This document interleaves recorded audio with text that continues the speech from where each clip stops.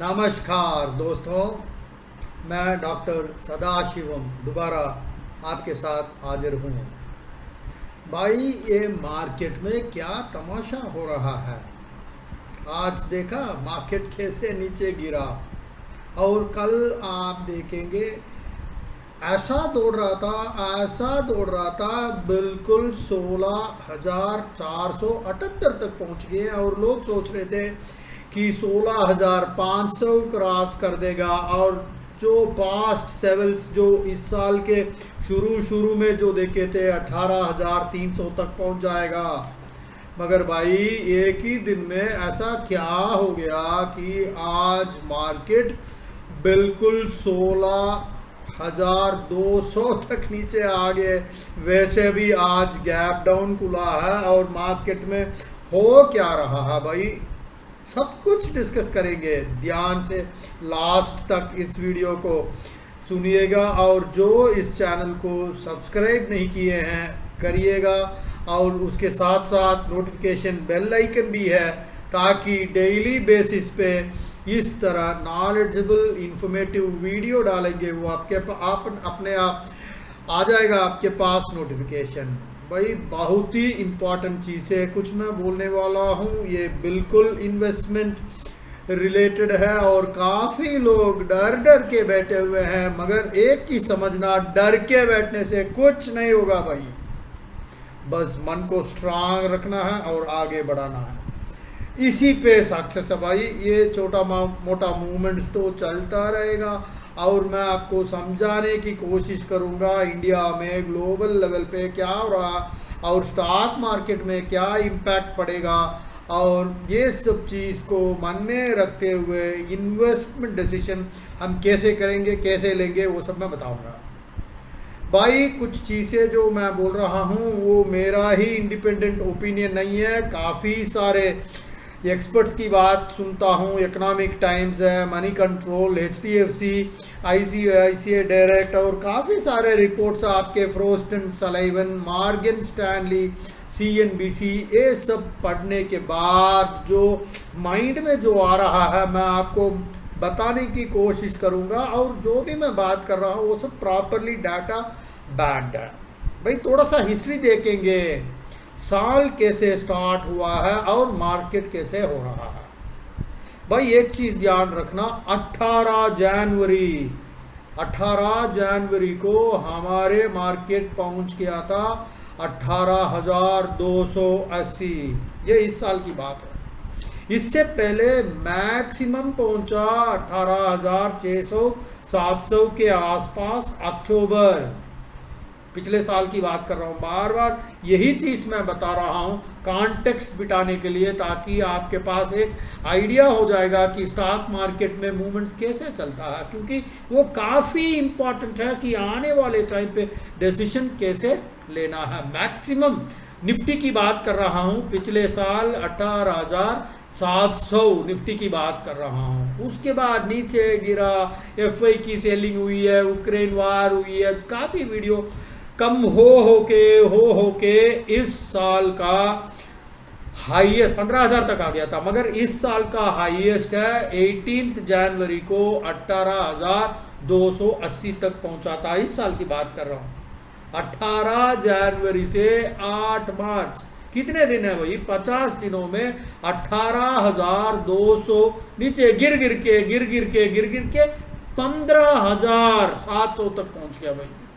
ये बहुत ही बड़ा फॉल है। 50 दिन से कम में 18,280 से नीचे गिर के 15,700 तक पहुंच गया भाई। और 25 दिनों में, मतलब 8 मार्च से 4 अप्रैल की बात कर रहे हैं, सब इस साल की 15,700 से 18,100 तक पहुंच गया भाई। जो जनवरी का लेवल था 18,280 तो पहुंच नहीं पाया, मगर 4 अप्रैल को देखेंगे 18,100 तक पहुंच गया भाई। 18,200 से नीचे गिर के 15,700 तक पहुंच के फिर सिर्फ 20-25 दिन में वापस पहुंच गया भाई 18,100। ये है 4th of April। ये सब चक्कर धीरे धीरे यूक्रेन का चल रहा था, सप्लाई प्रॉब्लम, ये सब धीरे वापस आता रहा भाई। 4th April से लेके 3rd जून 18,007, उसके बाद 8 मार्च को जो गिर गया था, उसके बाद देखेंगे धीरे धीरे ऊपर चढ़ के दोबारा 3rd जून को देखेंगे 16,584 तक पहुंच गया। कैसे जी?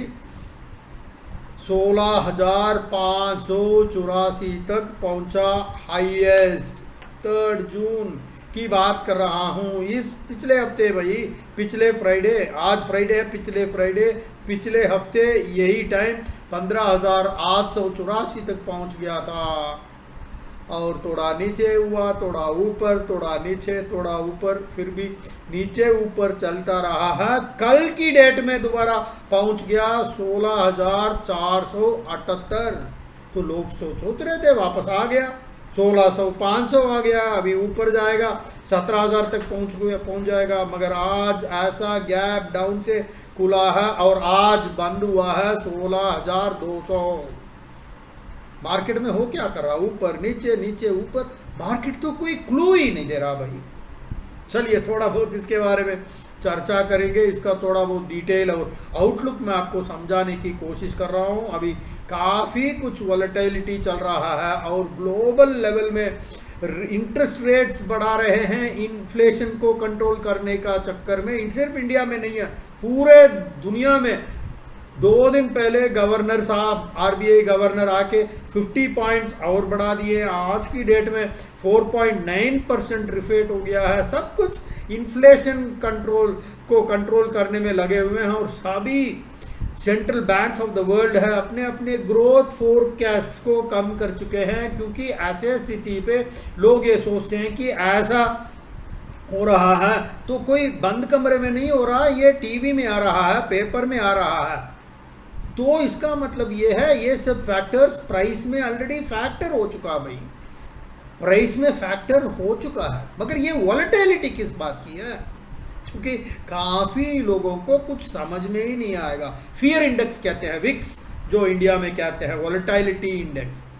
इतने सारे वॉलेटिलिटी हो रहा है, करेक्शन हो रहा है, तो आने वाले 5 महीने 6 महीने में क्या होगा भाई? बड़े बड़े एक्सपर्ट्स का ये कहना है कि अगले 6 महीने जैसे अभी चल रहा है ऐसे ही चलता रहेगा, कभी ऊपर कभी नीचे कभी ऊपर। मगर ये नहीं है कि हम चुपचाप बैठ जाएं और बिल्कुल एक तरह का कैसे कहें चिंता में बैठ जाए भाई, ऐसा नहीं है। कुछ काफ़ी पॉजिटिव चीज़ें हो रहा है, कुछ ऐसे फैक्टर्स है बहुत बढ़िया हो रहा, देश में काफ़ी बढ़िया हो रहा है भाई। हर चीज़ में एक इन्वेस्टमेंट साइकिल है और वो इन्वेस्टमेंट साइकिल बढ़िया तरीके से आ चुका है, बढ़िया हो रहा है, ग्रोथ प्रॉस्पेक्ट्स है। आप सबको पता है कि कुछ टाइम से ही ये वैल्यूएशन, स्टॉक मार्केट की बात कर रहा हूँ, बहुत ही ज़्यादा हो गया भाई। पीई लोग इतना ले के ज़रूरत से ज़्यादा पैसा दे के खरीदते रहे, तो कुछ करेक्शन तो होना ही था भाई। जो आज की डेट में जिस दिशा से हम चल रहे हैं वो एक प्रोसेस ऑफ एडजस्टमेंट है और ये टाइम ऐसे ही, कुछ टाइम ऐसे ही चलता रहेगा।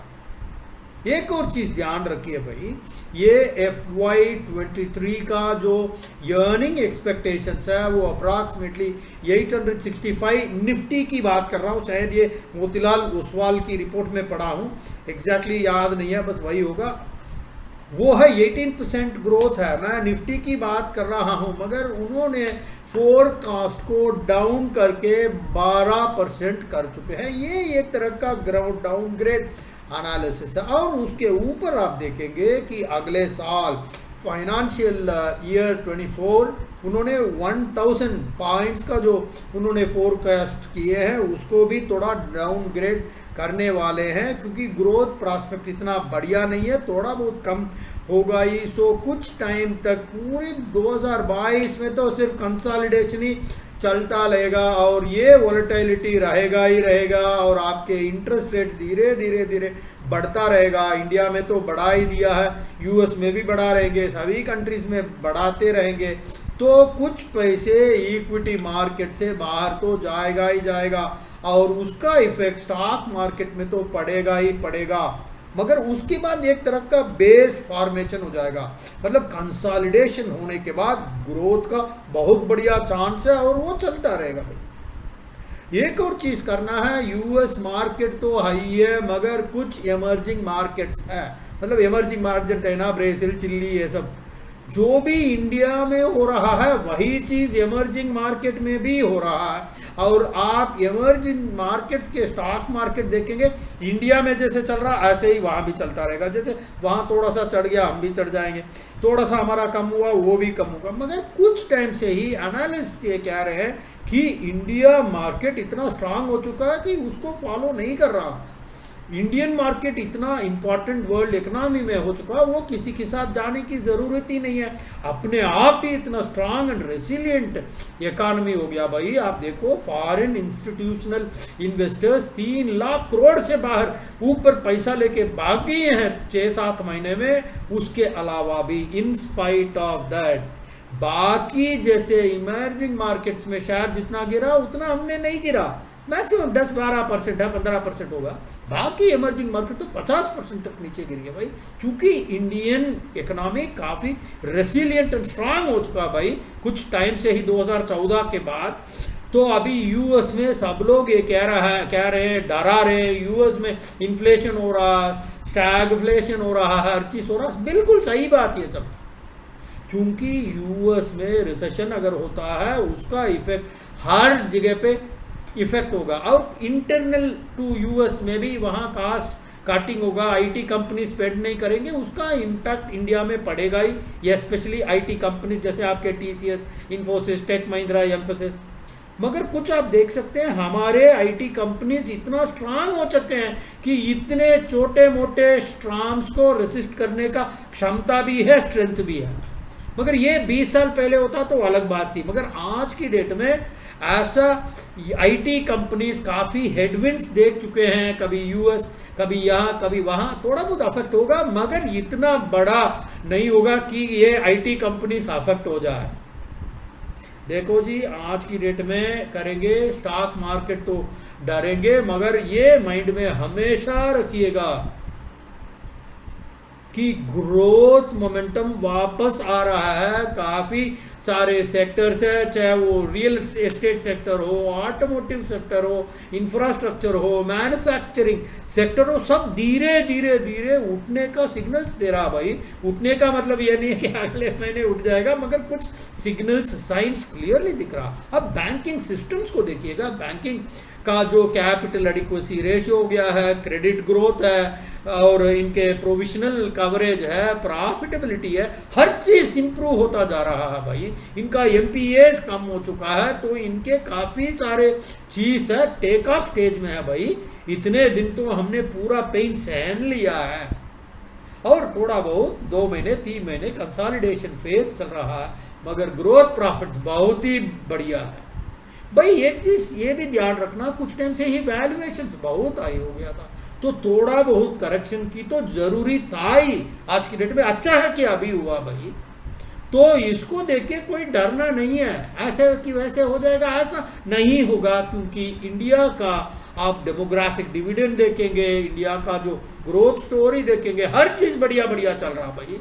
और गवर्नमेंट जो इंफ्रास्ट्रक्चर में स्पेंडिंग कर रहा है और ये जो रियल एस्टेट की रिवाइवल जो आज की डेट में हो रहा है, अब और ऊपर से देखिएगा साउथ वेस्ट मानसून देखिएगा, बैंकिंग सिस्टम बहुत बढ़िया चल रहा है। गवर्नमेंट का पॉलिसीज देखिए, आरबीआई का policy, fiscal policy, monetary policy सब बढ़िया चल रहा है आपका। जैसे अभी रुपया का जो क्रेडिट कार्ड है उसको यूनिफाइड पेमेंट इंटरफेस यूपीआई के साथ लिंक कर रहे हैं, काफ़ी डिजिटलाइजेशन हो रहा है। तो ये सब चीज़ होने के बाद ग्रोथ तो बढ़ना ही बढ़ना है, वो पैसा शेयर मार्केट में ही आएगा और हमें बहुत प्रॉफिट्स निकालना है।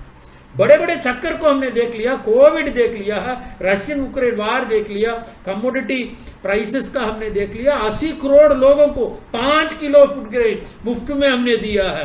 वैक्सीनेशन 100% लोगों को मुफ्त में वैक्सीनेशन दिया है। भाई हमने काफ़ी कुछ कहाँ से आया, गवर्नमेंट बहुत बढ़िया तरीके से अपना financial management, monetary policy, fiscal बहुत बढ़िया संभाल के आ गए। अभी 1 लाख करोड़ खर्च करके पेट्रोल का दाम भी कम कर दिया, इन्फ्लेशन भी कम हो रहा है। भाई बहुत बढ़िया होने वाला है स्टॉक मार्केट। ऐसा नहीं कि अगले महीने हो जाएगा, मगर ऐसा एक बेस बनेगा और बुल रन शुरू होगा। आपको याद होगा 2003 से लेके 2007 तक जो बुल रन हमने देखा, जहां पैसा डाला वो पैसा आपको डबल पैसा देगा। हमने देखा कुबेर की डेरा लग जाएगी हर एक घर में भाई, कुबेर की डेरा जिसमें डालेंगे आंख बंद करके वो आ जाएगा।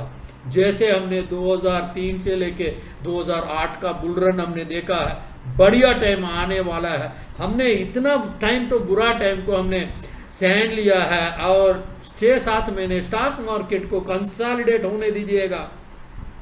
2023, 2024, 2025 ऐसा बुल रन होगा, उस बुल रन में प्रॉफिट लेने के लिए तैयार हो जाइए। And this is doctor Sadashiv signing off till we meet again. Bye bye, जय हिंद।